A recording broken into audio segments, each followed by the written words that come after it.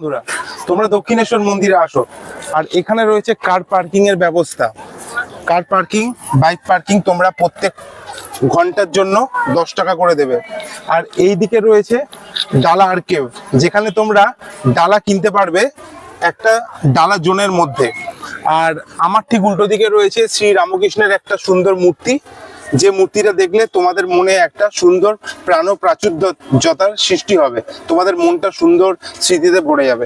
তোমরা দক্ষিণেশ্বরে এলে কি দেখতে পাবে? তোমরা দক্ষিণেশ্বরে এলে শ্রী রামকৃষ্ণদেব যেখানে শুতেন, যেখানে থাকতেন, সেই জায়গাটা দেখতে পাবে। এছাড়া অনেক শিবলিঙ্গ দেখতে পাবে। আর দক্ষিণেশ্বর মায়ের যে মূর্তি, মা কালী বলবো না, মা ভবতারিণীর যে মূর্তি, যে মূর্তিকে রামকৃষ্ণদেব পুজো করতেন, সেই মা ভবতারিণীকে তোমরা দেখতে পাবে এই দক্ষিণেশ্বরে এলে।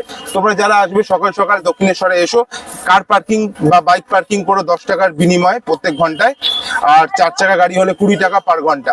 তোমরা এসো এবং সুন্দর একটা স্মৃতি, শান্ত পরিবেশ, সুন্দর মনের যে একটা উদ্দীপনা, সেটা নিয়ে সঙ্গে নিয়ে তোমরা বাড়ি যেও।